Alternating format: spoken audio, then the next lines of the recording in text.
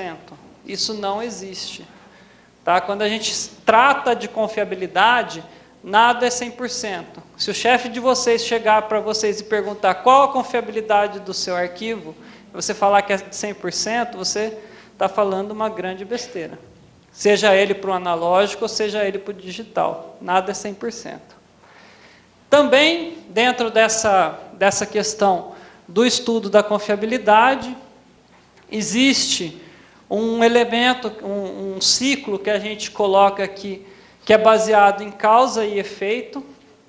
Tá? Isso é fundamental para o estudo também, onde eu tenho N componentes que fazem parte desse estudo, onde eu consigo identificar qual a causa e qual o efeito da perda, ou qual o nível de confiabilidade. Aqui também a teoria da probabilidade, da confiabilidade. Então, pessoal, a ideia, tá, dessa parte estatística é tentar entender um pouquinho quais são os componentes, como eles afetam cada uma das mídias, qual a influência de cada elemento em cada uma das mídias. Tá?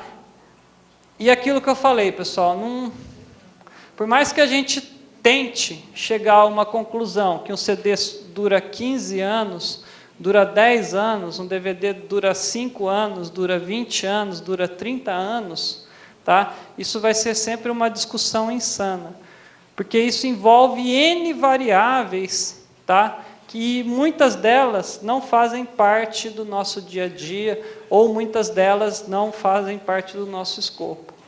Eu vou chegar num ponto já que eu acho que é o que realmente vai fazer sentido para vocês, que é a soma das confiabilidades. Calma aí. Então, pessoal, só para vocês terem uma ideia de como esse processo acontece, tá? O que eu tenho, gente? Aqui embaixo da minha árvore,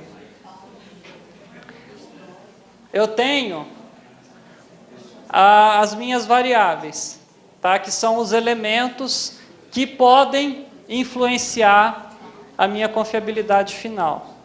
Então, nesse caso aqui, eu tenho um elemento que é temperatura. Tá? Então, o elemento temperatura é uma das variáveis. Eu tenho um outro elemento, que é a umidade relativa. Então, aqui embaixo eu tenho dois elementos, temperatura e umidade relativa, e isso está ligado necessariamente ao ambiente de armazenamento dessa mídia. Aqui eu tenho mais 3 elementos, que nesse caso aqui, a estrutura metálica da mídia, tá? Qual o metal que ela usa, a tintura que ela usa, tá? E nesse caso aqui, esse elemento mar aí, nada mais é do que a marca da mídia. Isso é uma coisa importante também, que a gente levou em consideração no nosso estudo. Se ela tem uma marca boa e reconhecida no mercado, isso tem um fator a mais. Tá? E em cima disso, a gente consegue chegar numa árvore de probabilidade. Aqui também eu tenho outros elementos. Nesse caso aqui são elementos lógicos da mídia. Tá? Então, se o erro é primário ou se o erro é secundário, e se ele já apresenta algum dano físico na própria mídia. E com isso também consigo chegar numa probabilidade que eu chamei de probabilidade DG. Tendo essas duas variáveis, tá, eu consigo chegar na minha probabilidade de falha geral. Tá? Aí vocês vão falar para mim, pô, Humberto, você está ficando louco, eu vou ter que fazer isso para todas as mídias? Teoricamente, sim, né? Mas, ó, pessoal, vamos tentar contextualizar um pouco o que eu estou passando para vocês. Já? Ó, vamos tentar contextualizar um pouquinho o que eu estou falando para vocês, pessoal. Esse estudo, tá, como eu disse para vocês, a ideia dele foi servir como um pequeno roteiro e um levantamento das principais causas, problemas e como a gente pode chegar numa confiabilidade final. Tá? Mas necessariamente, a gente pode estar utilizando algumas variáveis que eu abordo aqui, tá? E tentando chegar a valores muito aproximados, não que sejam valores exatos. Tá? Bom, com isso, só para a gente encerrar o tema da dissertação, eu desenvolvi um software, tá? Que é baseado em toda aquela teoria que eu mostrei para vocês lá. Por trás do software tem toda aquela teoria, e esse software ele permite fazer uma análise lógica, uma aplicação automatizada daquela fórmula que eu mostrei para vocês, e uma gerência de mídias que eu tenho, que é um cadastro de mídias. Bom, esse software foi desenvolvido nessas camadas aí, acho que isso não vem muito ao caso. Essa é a carinha inicial do software. Tem uma versão que eu fiz para a web, que está bem legal também. E, por fim, mostrar um pouquinho para vocês a questão dos resultados que a gente chegou com toda essa pesquisa. Então, tem uma parte aqui de análise do resultado, tem uma aplicação prática, uma questão que a gente já levantou de manhã, que é a real necessidade de migração e rejuvenescimento dessas mídias, tá? O gerenciamento da confiabilidade e dados estatísticos. Tá? Deixa eu passar aqui, vocês vão entender. Aqui, pessoal,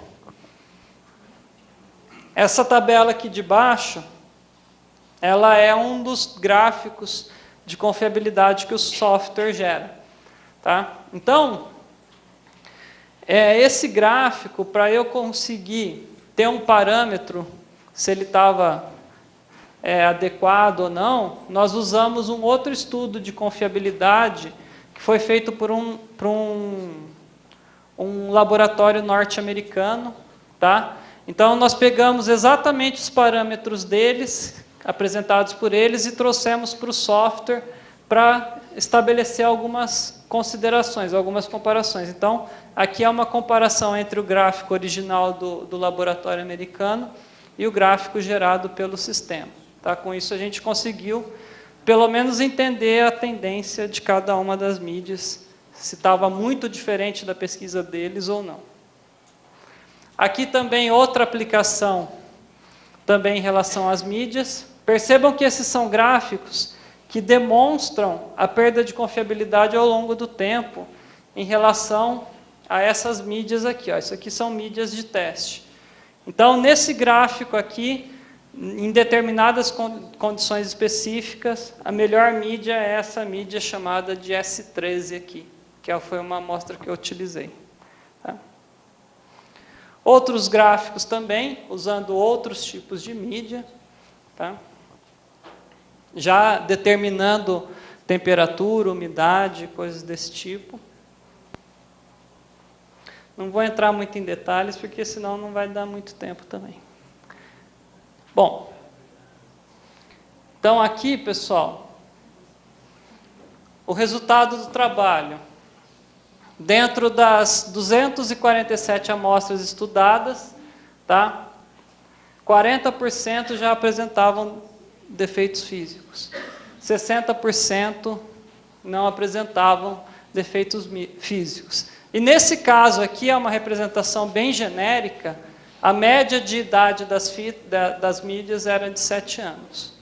Tá? Só para vocês terem um parâmetro de comparação. Aqui os tipos de defeitos que foram achados. Tá? A grande maioria foi relacionada à questão de corrosão e problemas ambientais.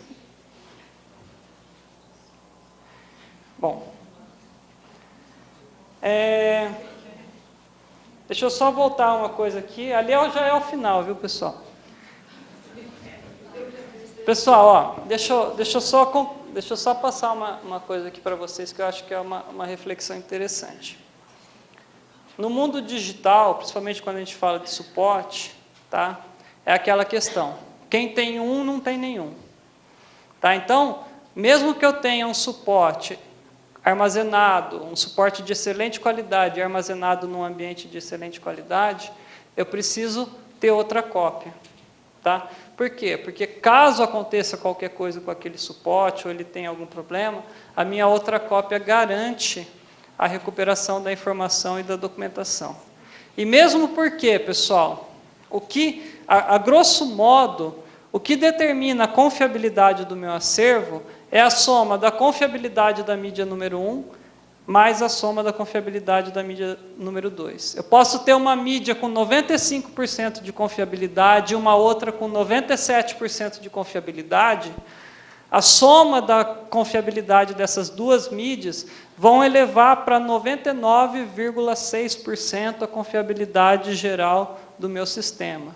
Tá? Então, é muito relativa essa questão. Se eu tenho 3 mídias armazenadas, é a soma da confiabilidade das 3 mídias que vão determinar a minha confiabilidade geral dentro do sistema. Fábio.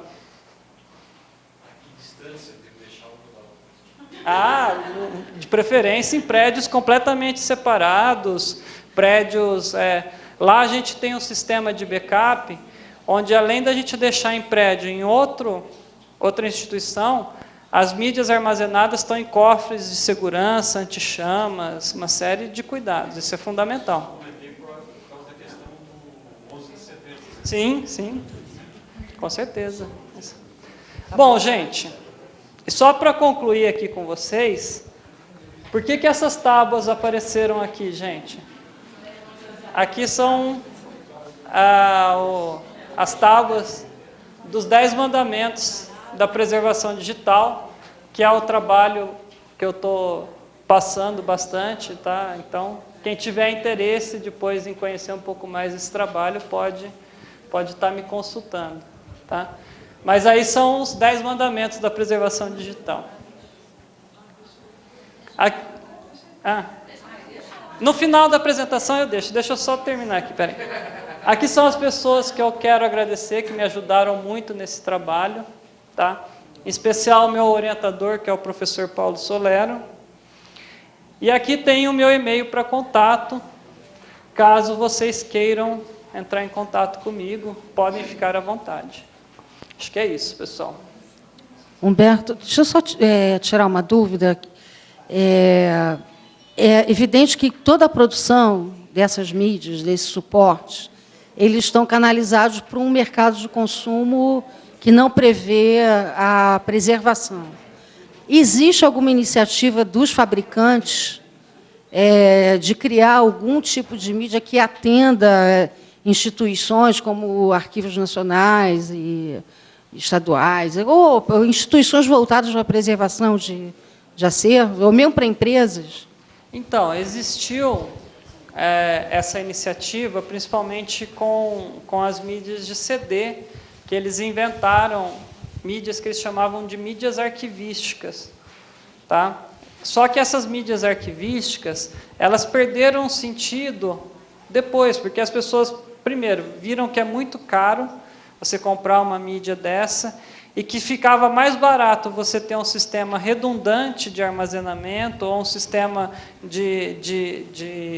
onde você tem 2 ou 3 lugares que você faça armazenamento da documentação digital, do que ter uma mídia de altíssima qualidade. Então, isso acabou perdendo sentido.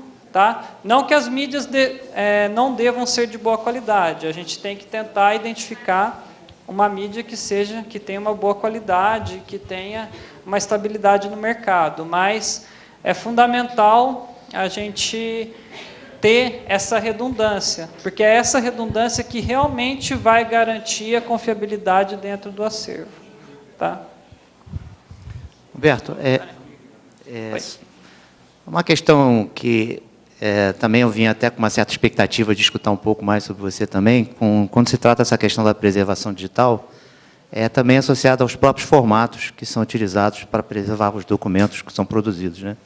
Não só documentos, como informações. E, inclusive, eu estou até olhando aí os 10 mandamentos, eu já anotei pelo menos aqui 4 que estão relacionados aos formatos que são utilizados hoje para o sistema de informação, para o processo de estabilização e preservação.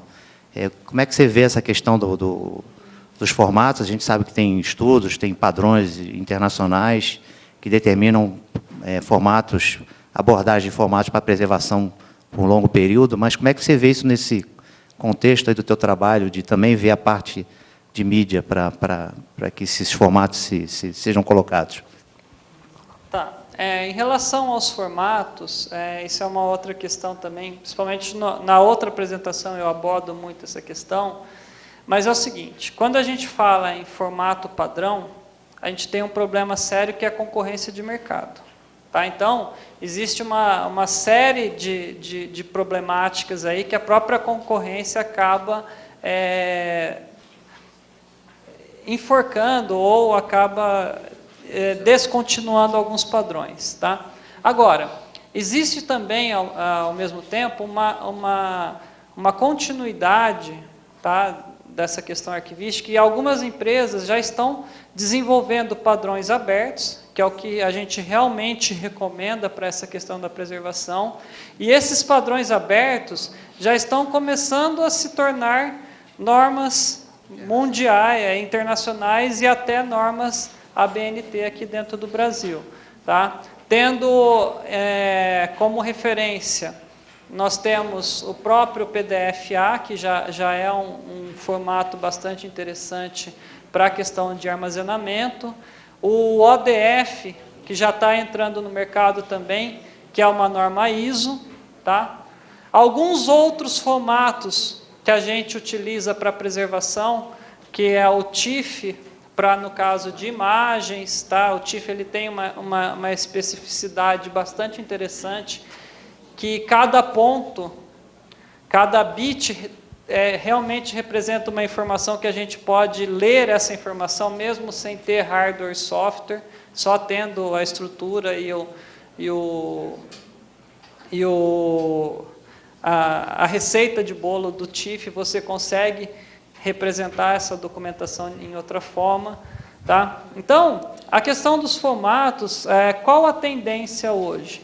Tá? Elas estarem sendo transferidas para formatos abertos e de uso coletivo. Tá? Agora, principalmente vocês que são da área de eletricidade, vocês têm um formato lá que são os CADs da vida, né, que são documentos que são produzidos por CAD, então não tem muito o que mexer com isso. Vocês vão continuar necessariamente dependentes do fabricante, do AutoCAD ou do... Por quê? Porque ainda não surgiu uma solução no mercado que seja gratuita e livre e que supere o formato original do AutoCAD.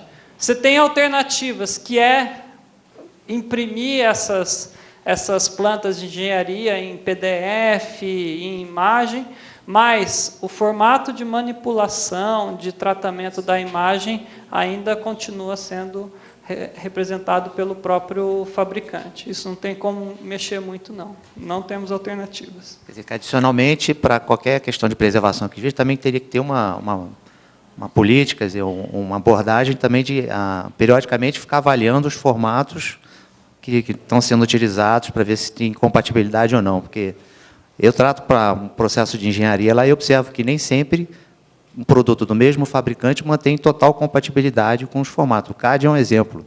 Tem versões do CAD que não são lidas com os softwares atuais, quer dizer, com as versões atuais. A migração ela tem que acontecer nos 3 níveis, tá? Tanto no suporte, quanto no formato e quanto no software. Então, se a gente não pensar na migração desses 3 níveis, a gente fica obsoleto tecnologicamente. Agora, o que dá para fazer é a gente estudar o mercado e ver qual tipo e qual formato é mais estável e está mais aceitável hoje dentro do mercado e selecionar um formato ou uma mídia que tenha uma perspectiva de duração de longo prazo. É o que eu sempre falo. Se o mercado surge com uma ferramenta mirabolante, completamente nova, eu falo, pessoal, não comprem. Não comprem, isso não vai ser solução para a preservação. Se for inovadora demais... Se for inovadora demais, ou é muito boa ou é uma fria. Então, já nessa linha, como é que você vê o microfilme? O microfilme ele é consolidado no mundo, né? Agora, não como forma de preservar o digital. O digital ele tem características que são só deles, e a gente tem que preservar essas características também. Senão a gente cai, a gente volta a um passo. Tá? A gente pode até criar questões legais, coisas desse tipo, mas como é que eu vou microfilmar um vídeo, um site, coisas que são completamente dinâmicas hoje, que só a tecnologia permite? Nós vamos fazer agora a última pergunta para não... já tenho um concorrente.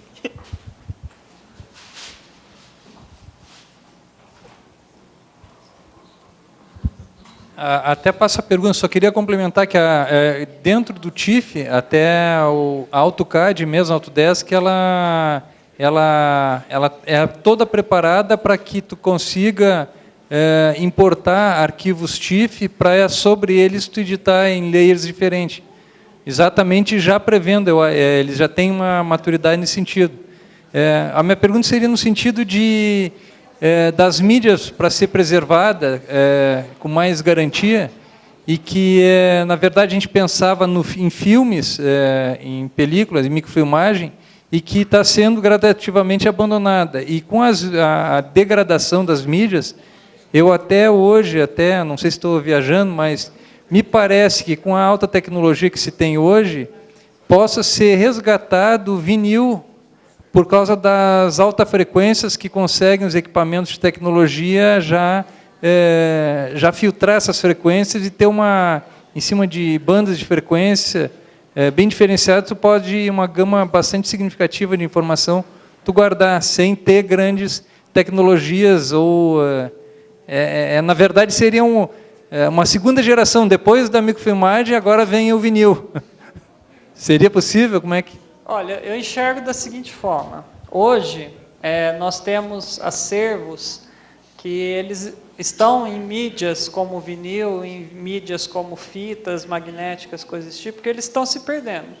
Então, as instituições, elas não querem, pelo menos no meu ponto de vista e pelo que eu tenho estudado, elas não querem reinventar essas mídias de uma forma diferente. Elas querem migrar a documentação que elas já estão perdendo e que já realmente está no limite da vida útil dela, migrar essa documentação para o digital. Por motivos bastante interessantes. Primeiro, que eu fazer uma reformatação dessas mídias, um refreshing dessas mídias para cassetes novos ou para vinyls novos, eu corro o risco de ficar obsoleto de novo. Tá?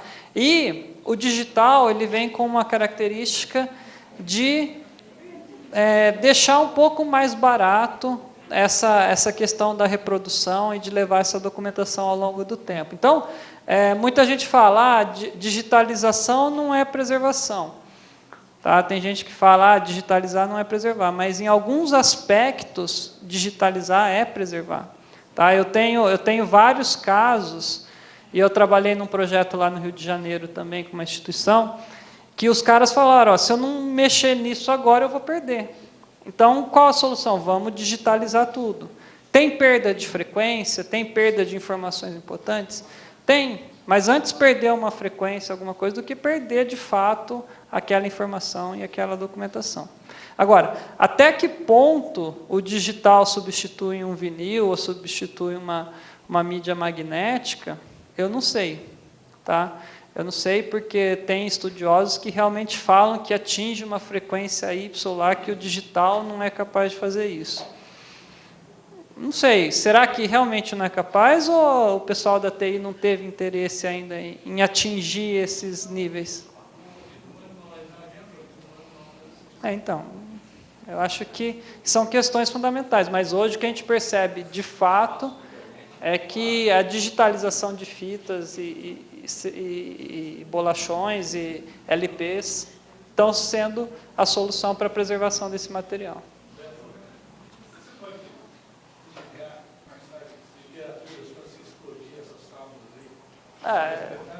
Eu não ia fazer propaganda, né, gente?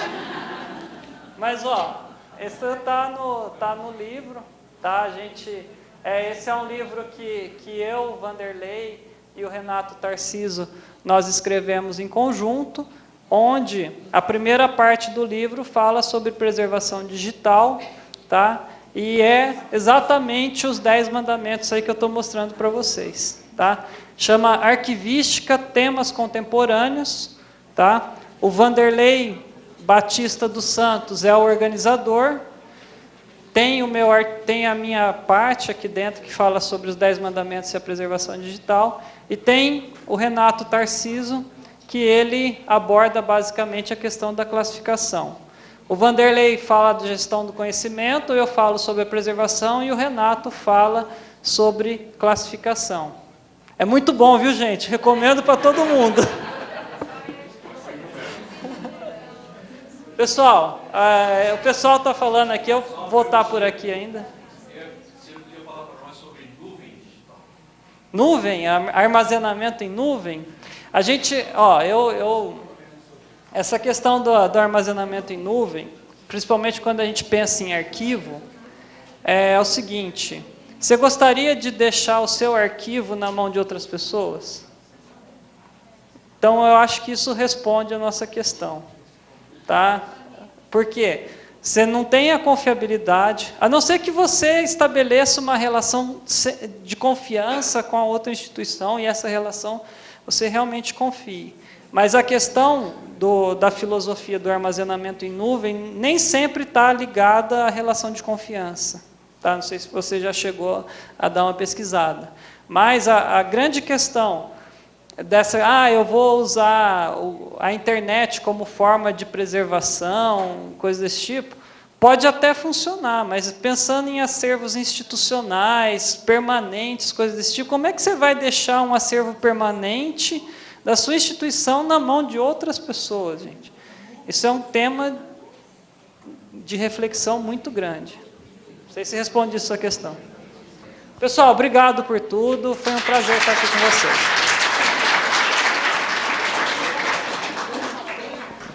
Nossos agradecimentos ao Humberto.